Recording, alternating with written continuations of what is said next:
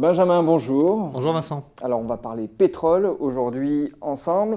On est toujours dans un choc de demande, mais vous voyez se dessiner à horizon 18-24 mois un choc d'offres, ce qui voudrait dire qu'à la crise sanitaire succéderait une crise énergétique. Alors, oui. C'est le tableau général. Oui, oui. Mais on va commencer déjà par l'état du marché présent. Donc on est bien évidemment encore dans un environnement plutôt défavorable à la demande. Oui, clairement, et en ce sens, Vincent, le reconfinement qui a été décidé aujourd'hui par un certain nombre de pays européens amène à se poser des questions sur la reprise de la demande qui était déjà encore relativement modeste ou en tout cas lente. Et là, les dernières publications qui ont été faites par les autorités pétrolières montrent qu'il y a une inquiétude. Ils ont revu à la baisse leurs objectifs de consommation pour la fin de cette année et pour l'année 2021. Pour tenir compte en fait de ce nouveau coût à l'économie que constitue un confinement. Donc on a des inquiétudes sur la demande aujourd'hui qui sont relativement sensibles. Après, les autorités de marché, des marchés pétroliers, essentiellement l'OPEP, ont mis en place un certain nombre de mesures qui ont porté leurs fruits, puisque ça a permis d'enrayer la baisse des prix du pétrole, qui aujourd'hui s'est stabilisé, bon an mal an, entre 35 et 45 $. On est plutôt dans le haut du range en ce moment depuis l'élection de Joe Biden qui a redonné un espoir de reprise économique un peu plus vigoureuse, même si ça reste compliqué. Il y a la division éventuelle du Congrès qui pourrait poser des problèmes à Joe Biden, notamment pour son plan de relance. Donc, et puis à l'heure où nous parlons, l'élection n'est toujours pas acquise. Soyons très clairs.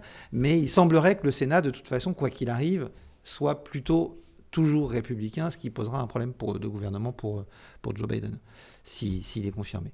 Donc on a ça, on a aussi une baisse de la production qui s'est faite jour aux États-Unis, non pas cette fois-ci décidée par les autorités, mais de fait, parce que les prix du pétrole baissant, les pétroliers de schiste principalement, ont dû réduire leur activité très sensiblement, et il y a des craintes d'ailleurs sur le fait que cette activité continue à baisser l'année prochaine. Nous, c'est notre sentiment chez Ophi Asset Management, parce qu'il y a une baisse très forte des investissements dans ce secteur-là, et c'est un secteur où la déplétion des puits, quand vous forez un puits, petit à petit, sa production va diminuer, et dans le domaine des pétroles de schiste, cette déplétion, elle peut être de l'ordre de 70% au bout de 12 à 18 mois. Donc il faut forer tout le temps. Il faut faire des trous sans arrêt. Donc l'arrêt d'investissement veut dire, de facto, au bout d'un certain temps, une baisse de la production. La production américaine, en entrée de crise sanitaire, était aux alentours de 13 millions de barils. On parle aujourd'hui d'une production pétrolière qui pourrait être mi-2021 aux alentours de 7 millions de barils, voire un petit peu moins. Donc c'est quand même assez fort comme ajustement, et la reprise ne sera pas simple pour ce secteur d'activité. Donc on a un vrai choc d'offres, on a mis en place un certain nombre de choses en face pour résister. Aujourd'hui, quand même, la question se pose avec ce nouveau confinement. L'OPEP est en train de réfléchir. Il y a beaucoup de tractations. Il y a une première réunion le 17 novembre entre les pays de l'OPEP et de l'OPEP+, et une réunion formelle de l'OPEP le 30 novembre. On va voir ce qui s'y décide, mais il semble désormais acté que la production de l'OPEP devait remonter au 31 décembre. A priori, il semble acté qu'ils vont retarder cette remontée de la production au moins de 3 mois, voire de 6 mois. Mais hier, le ministre algérien a mentionné le fait qu'il y avait une réflexion qui était plus large que ça pour éventuellement être prêt à rebaisser la production si nécessaire de la part de l'OPEP. Donc on a un équilibre précaire, mais pour l'instant qui est maintenu par les autorités de marché, notamment par l'OPEP+, qui fait le travail pour équilibrer le marché. Alors, équilibre précaire, vous avez mentionné le choc d'offres que constitue déjà la contraction de la production du pétrole de schiste aux États-Unis, contraction attendue, pardon. Ce qui peut alimenter un choc d'offres aussi, c'est la transition énergétique et la prévalence du thème de la transition énergétique qui altère le comportement d'un certain nombre de financiers qui décident de couper les investissements, le financement des investissements des groupes pétroliers. Et ça va avoir une incidence majeure sur l'offre, encore une fois. Tout à fait. Alors ça a deux incidences, en fait, Vincent, parce que ça change, le comportement des compagnies pétrolières elles-mêmes, qui réfléchissent à comment muter, parce que on sait une chose, c'est que cette transition, elle va arriver. On ne sait pas combien de temps elle va prendre, si on va être sérieux et qu'on va la faire rapidement, ou si elle va être faite de manière plus longue. En tout cas, on aura besoin de pétrole encore très longtemps, on en reparlera sans doute un peu après. Donc il y a ce changement d'attitude des compagnies pétrolières d'une part, et puis le changement d'attitude des investisseurs d'autre part, avec l'intégration de plus en plus de critères ISR, ESG dans les gestions ISR, qui nous amènent aujourd'hui à exclure certains investissements dans les activités carbonées. Nous, chez OFI, par exemple, on a fait le choix de sélectionner aujourd'hui, on a éliminé dès maintenant de nos portefeuilles les sociétés qu'on considère comme les plus néfastes pour le climat dans ce domaine-là, donc les producteurs de charbon, et dans le domaine du pétrole, les producteurs de pétrole non conventionnels, qui sont a priori plus émetteurs de CO2, mais on va avoir besoin de pétrole. Donc on ne peut pas totalement arrêter l'investissement dans ce secteur-là. Et puis peut-être que d'autres sociétés de gestion, d'autres gestionnaires d'actifs vont encore plus loin que vous. Certainement. Pour l'instant, on est quand même plutôt en avance chez OFI Asset Management sur ce sujet-là. Au niveau des financements, certains ont décidé aussi d'arrêter les financements dans l'Arctique. Nous, aujourd'hui, ça nous semble un peu tôt. Les pétroles de schiste produisent à peu près, on va dire, 12% de la production mondiale, 10 à 12% pétrole de schiste, pétrole non conventionnel, pétrole de schiste et sable bitumineux. Et 12%, c'est à peu près ce qu'il faut réduire comme demande de pétrole à horizon 2030 selon l'Agence internationale de l'énergie dans son scénario de développement soutenable, le SDS, donc Sustainable Development Scenario, qui nous permettrait d'aller vers les objectifs de l'accord de Paris progressivement jusqu'à 2050. Alors, vous mentionnez le SDS, mais il me semble que l'Agence internationale de l'énergie indique que les investissements actuels et ceux qui sont programmés sont, au vu de leur montant, insuffisants pour un scénario de transition énergétique soutenable aujourd'hui. Tout à fait. Ça, c'est un des points qui est important à souligner. Vous le disiez, il y a un risque de choc d'offres, et ce choc d'offres est renforcé par ces comportements des compagnies pétrolières d'une part et des investisseurs d'autre part. L'Agence internationale de l'énergie, quand elle développe ce scénario, montre une courbe de demande qui est cohérente avec un objectif cohérent avec ceux des accords de Paris à horizon 2050. Quand on regarde la production actuelle de pétrole et la façon dont elle va évoluer, à la baisse, puisque je le disais, un puits de pétrole, au fur et à mesure qu'on l'exploite, voit sa production diminuer, et les investissements qui sont réalisés juste dans ces champs déjà en exploitation, eh bien, ça n'est pas suffisant pour arriver à produire le pétrole nécessaire pour le scénario soutenable. Donc, il faut continuer à investir dans le secteur pétrolier. Il faut le faire bien, parce que, comme sur les métaux qui sont indispensables à la transition énergétique, parce qu'on va en avoir de plus en plus besoin dans les éoliennes, dans la mobilité électrique, dans les panneaux solaires, c'est pas parce qu'on ne peut pas faire sans qu'on ne doit pas faire mieux. Et donc, c'est l'analyse qu'on a fait chez OFI en supprimant les pétroles non conventionnels et en prévoyant de supprimer à partir de 2030 les pétroles arctiques et les pétroles offshore pour réduire progressivement cette production de pétrole. Mais aujourd'hui, par exemple, on a un parc automobile. La mobilité électrique n'est pas à l'échelle pour l'instant pour remplacer la mobilité thermique qui fonctionne à base de pétrole. Et sans mobilité, le commerce international ne peut pas fonctionner. Et donc, nos économies s'écroulent. Donc, on doit maintenir, compte tenu du parc de véhicules qu'on a aujourd'hui, on doit maintenir une production de pétrole, même dans un scénario soutenable selon l'AIE. Il y a un exemple qui était intéressant, c'est celui de l'Allemagne aussi. Oui. Qui a opéré un basculement, mais qui doit maintenir tout de même quasiment un double réseau de production énergétique. Bien sûr. Alors ça, pour moi, c'est important à deux niveaux. D'abord parce qu'effectivement, vous le disiez, ça montre bien qu'on va avoir besoin. Alors là, on n'est plus sur le pétrole, on est davantage sur le gaz, parce que pour la production d'électricité, on utilise davantage le gaz. Et d'ailleurs, la décision de l'Allemagne de faire le pipeline Nord Stream 2 avec les Russes est sans doute liée à cet élément-là. L'Allemagne a fait un choix de passer en transition énergétique vers des énergies renouvelables. Elle a fait un choix en même temps de sortir de l'énergie nucléaire. Et la façon dont ça s'est passé, ça montre bien le deuxième problème, qui est le problème du caractère peut-être inflationniste, c'est notre sentiment, de la transition énergétique. Au début des années 2000, l'Allemagne avait une capacité de production électrique installée d'à peu près 100 gigawatts. D'accord ? On compte en gigawatts, ça ne parle pas forcément à tout le monde, mais retenez ce chiffre, 100 gigawatts grosso modo au début des années 2000. L'Allemagne a décidé de faire sa transition énergétique vers les énergies renouvelables, a investi à ce jour, on estime, environ 520 milliards d'euros dans cette bascule, et l'Allemagne a réussi à mettre en place 100 gigawatts de capacité d'énergie renouvelable. Donc exactement ce qu'elle avait en capacité pilotable. Eh bien aujourd'hui, il lui reste malgré tout 100 gigawatts de capacité pilotable. Elle a fermé des centrales nucléaires, mais elle a en contrepartie ouvert essentiellement des centrales à gaz. Alors pourquoi ? Parce que quand on regarde comment fonctionne un réseau électrique doit être à l'équilibre en permanence entre l'offre et la demande, sinon il s'effondre. Donc il y a des coupures de courant. Donc pour dimensionner votre parc, vous devez regarder quel est le moment où vous consommez le plus d'électricité. Ce moment, en Allemagne comme en France, c'est l'hiver vers 19h quand les gens rentrent chez eux. Mhm. Or, l'hiver à 19h quand les gens rentrent chez eux, il ne vous aura pas échappé qu'il fait nuit. Donc vous ne pouvez pas compter sur le solaire. Ce qui vous aura peut-être échappé, c'est que l'hiver, quand vous rentrez chez vous, s'il fait très froid, c'est que généralement, vous avez une très belle journée parce qu'il n'y a pas de nuages pour retenir la chaleur près du sol. Et donc, dans ces cas-là, si vous n'avez pas de nuages, c'est généralement que vous avez un anticyclone et donc vous n'avez pas de vent. Donc, ça veut dire qu'au moment où vous avez votre pic de consommation, vous ne pouvez compter ni sur l'éolien, ni sur le solaire. Comme on n'a pas aujourd'hui de capacité de stockage à grande échelle de l'électricité, eh bien vous devez avoir des moyens de substitution. Et donc vous devez avoir des moyens de substitution pour répondre à votre pointe. C'est pour ça que la création de ces énergies renouvelables n'a pas permis de fermer des capacités pilotables. Ça ne veut pas dire qu'on utilise toujours autant les capacités pilotables, mais elles doivent être là pour répondre à ces pointes. Ça veut donc dire qu'il faut les aider parce que si elles ne fonctionnent pas tout le temps, elles vont perdre de l'argent et donc elles ont besoin de subventions pour rester ouvertes.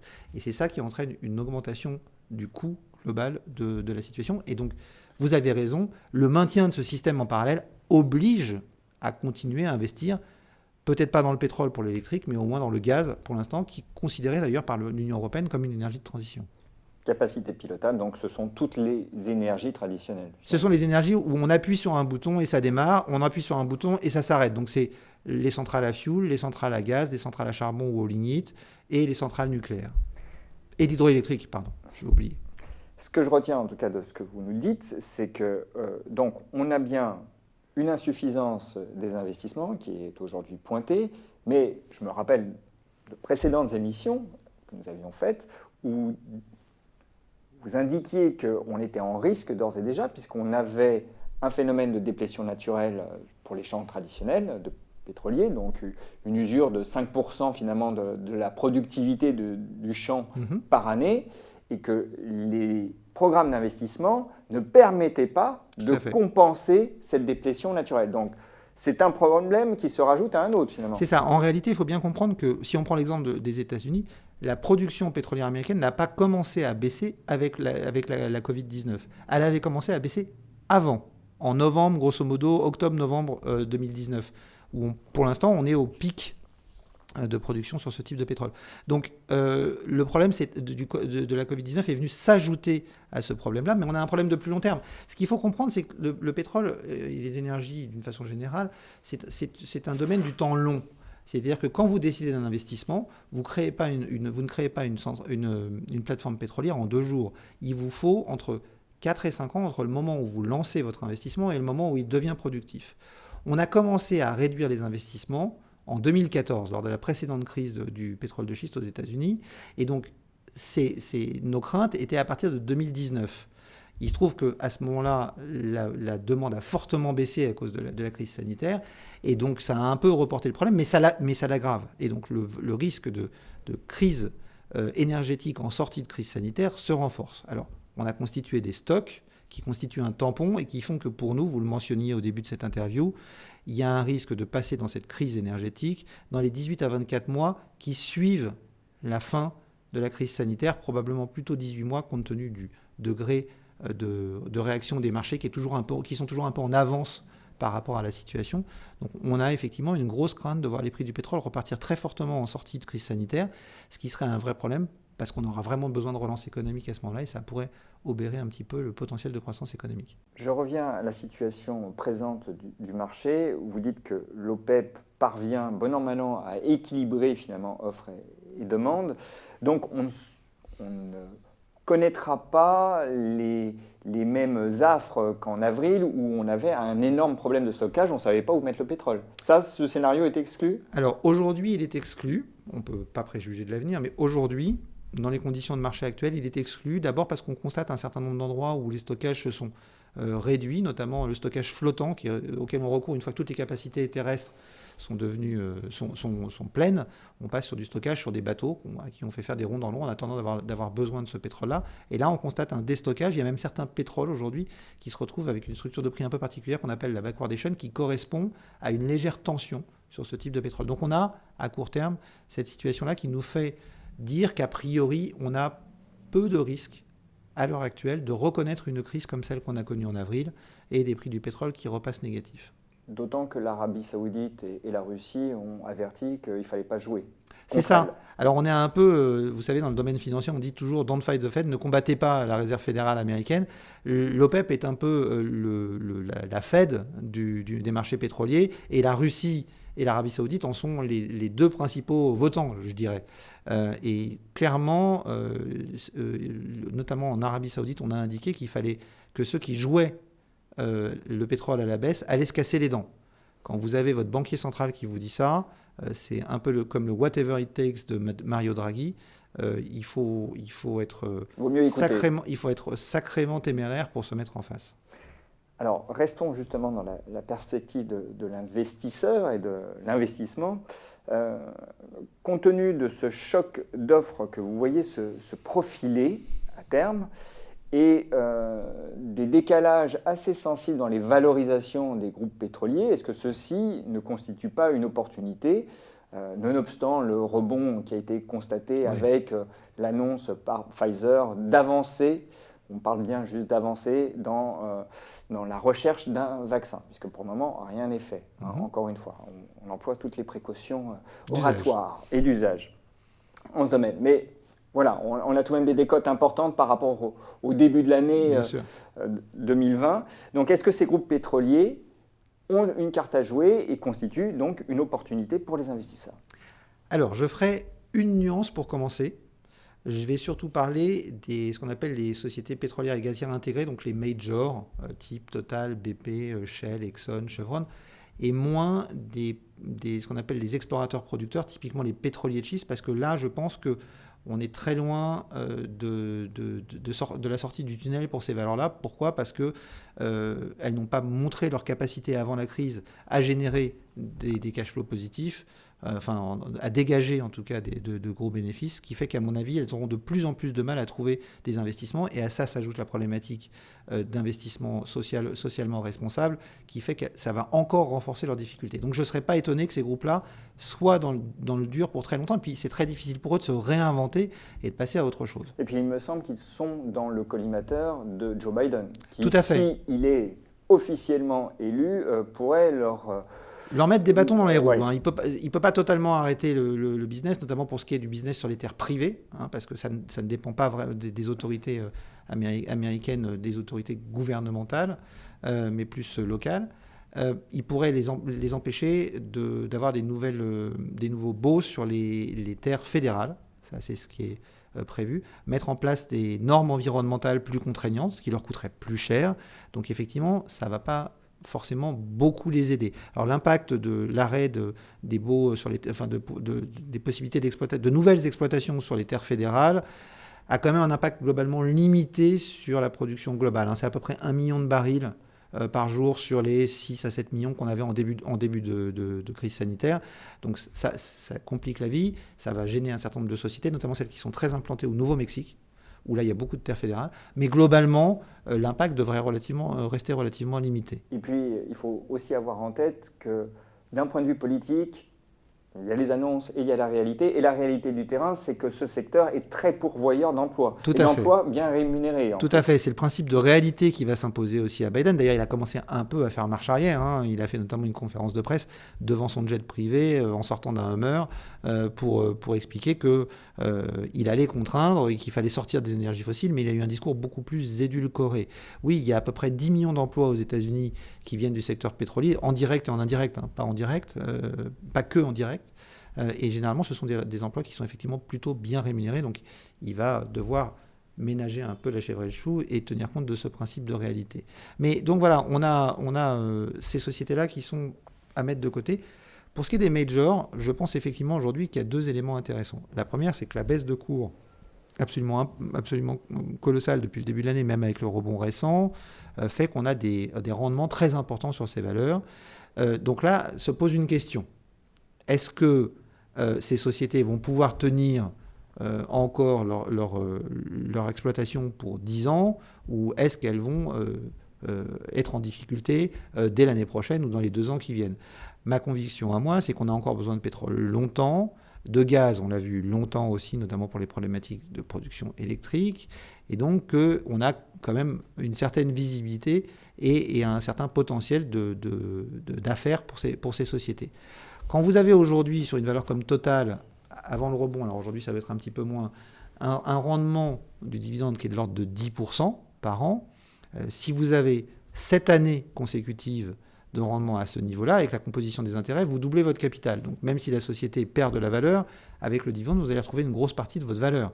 Donc on est quand même dans une situation qui se regarde, surtout dans un contexte où les taux d'intérêt sont à zéro.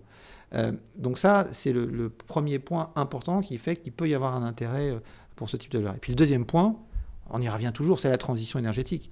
Les compagnies pétrolières sont extrêmement bien positionnées, et les compagnies, je dirais, d'énergie d'une façon générale, sont extrêmement bien positionnées pour être partie prenante de cette transition énergétique. On l'a vu avec Total, qui a fait un mouvement beaucoup vers les énergies renouvelables et qui continue. Eni aussi a été très présent sur ce secteur-là.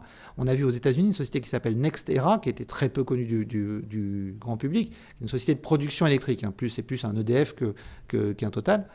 Mais qui, il y a quelques jours, quelques semaines maintenant, a vu sa valorisation boursière passer au-dessus de la valorisation boursière de Exxon. Et NextEra a fait un virage vers les renouvelables. Aujourd'hui, ils sont un des leaders mondiaux du renouvelable. Alors, ils ne font pas que ça, ils ont aussi beaucoup de gaz et du nucléaire, mais ça leur a permis un potentiel de valorisation extrêmement important, qui pourrait se reporter sur des valeurs comme Total, comme BP, comme Shell, qui ont fait vraiment ce choix d'aller vers les énergies renouvelables et qui en ont la capacité, parce qu'ils ont d'énormes capacités d'investissement et une expertise aussi qui peut les aider dans les grands projets, qui peut leur donner la confiance des investisseurs, mais aussi dans des expertises spécifiques type offshore.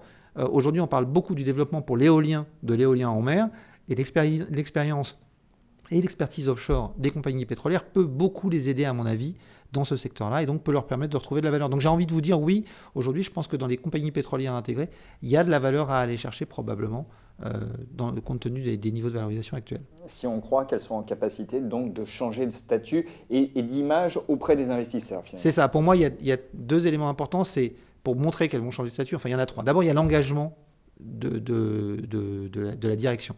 Il faut qu'on ait un engagement qui soit clair. On l'a dans des compagnies comme Total, par exemple, aujourd'hui, qui ont été assez formelles sur le sujet.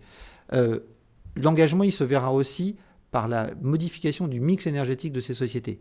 Développement des énergies renouvelables, baisse du pétrole, hausse du gaz. Parce que le gaz est moins mauvais pour le climat que le pétrole. Et donc, on en aura sans doute besoin, au moins comme une énergie de transition, je le disais tout à l'heure. Donc ça, c'est les deux gros éléments qui permettent de voir l'engagement de ces sociétés. Je pense qu'aujourd'hui, le plus important n'est pas tellement de savoir d'où on part. Une société aujourd'hui qui produit du pétrole, elle est forcément carbo-intensive. Maintenant, la question, c'est est-ce qu'on a une volonté d'avancer et jusqu'où on veut aller. À partir du moment où on a ça, on a une société qui va trouver l'intérêt des investisseurs, et notamment des investisseurs dans le domaine de l'ESG, parce qu'on aura un alignement des valeurs entre les investissements et la production. Et ça, je pense que ça peut donner un beau potentiel d'appréciation. Les groupes pétroliers intégrés, donc, constituent selon vous une opportunité si on croit à tous vos arguments. Très bien. Les parapétroliers, ça semble beaucoup plus compliqué dans l'environnement actuel. Alors ça semble beaucoup plus compliqué parce qu'on a déjà des réserves de pétrole identifiées qu'on peut aller chercher et on sait que les besoins à l'avenir, on ne sait pas quand on va atteindre le pic, est-ce qu'on l'a déjà atteint, est-ce qu'on va l'atteindre dans les années qui viennent, mais ce pic sera probablement atteint au moins avant 2030. Donc aller aujourd'hui faire de l'identification de nouveaux gisements dans un tel contexte est quelque chose qui est assez compliqué à envisager. Je vois mal les compagnies pétrolières investir énormément dans la recherche de nouveaux gisements dans la situation qui est la leur aujourd'hui. Donc je suis plus réservé effectivement sur ce côté recherche de nouveaux gisements, même si il faut bien être conscient qu'aujourd'hui les découvertes de pétrole sont très inférieures à la consommation annuelle de pétrole. Les découvertes annuelles de pétrole sont très inférieures à la consommation annuelle de pétrole, et donc on a un stock, entre guillemets, qui diminue, mais c'est assez cohérent avec la problématique de transition qu'on a, donc je ne suis pas sûr que les parapétrolières puissent vraiment profiter d'un retour d'activité. Vous risquez un pronostic sur les prix du pétrole au regard de votre scénario? Je vais vous donner deux éléments de réponse. À court terme, je pense que le pétrole, tant qu'on n'a pas de vision claire sur l'arrivée d'un vaccin, sur le calendrier d'arrivée d'un vaccin et de mise en œuvre de ce vaccin au niveau international, je pense que le pétrole aura du mal à dépasser les 45-50 $, on va dire, sur le Brent, maximum. Vraiment, c'est un maximum. Parce que si jamais l'activité reprend, l'OPEP aura la possibilité de remonter sa production, ce qui, dans un premier temps, permettra de limiter la hausse des prix. Et puis ça arrangera bien l'OPEP parce que ça permettra aussi de limiter le redémarrage des pétroliers de schiste. Donc ça, c'est un élément aussi qui peut être positif pour eux, parce que s'il y a moins besoin de pétrole, si on peut détruire des producteurs, c'est quelque chose qui peut arranger les producteurs qui restent, et notamment les sociétés d'État de ces pays producteurs. Donc, dans un premier temps, difficile de voir un prix du pétrole qui repasse au-dessus des $50 le baril. Dans un second temps, je le disais, une fois la crise sanitaire derrière nous, parce qu'on a un calendrier sur la mise en place du vaccin au niveau mondial, et bien là, je pense qu'on va rentrer dans le dur et que dans les 18 mois, on va dire, qui suivent la publication de ce calendrier, les stocks ayant été réduits au niveau, je dirais, normal de fonctionnement, eh bien, je pense qu'on risque de voir les prix du pétrole repartir très fortement. Et je n'exclus pas qu'on retouche les $100 le baril. À mon avis, on ne se stabilisera pas à ce prix-là. On se stabilisera plutôt sur des niveaux, on va dire, de 70 à 80. Mais on risque d'avoir une flambée, oui. C'est très probable en sortie de crise. Benjamin, merci. Merci Vincent.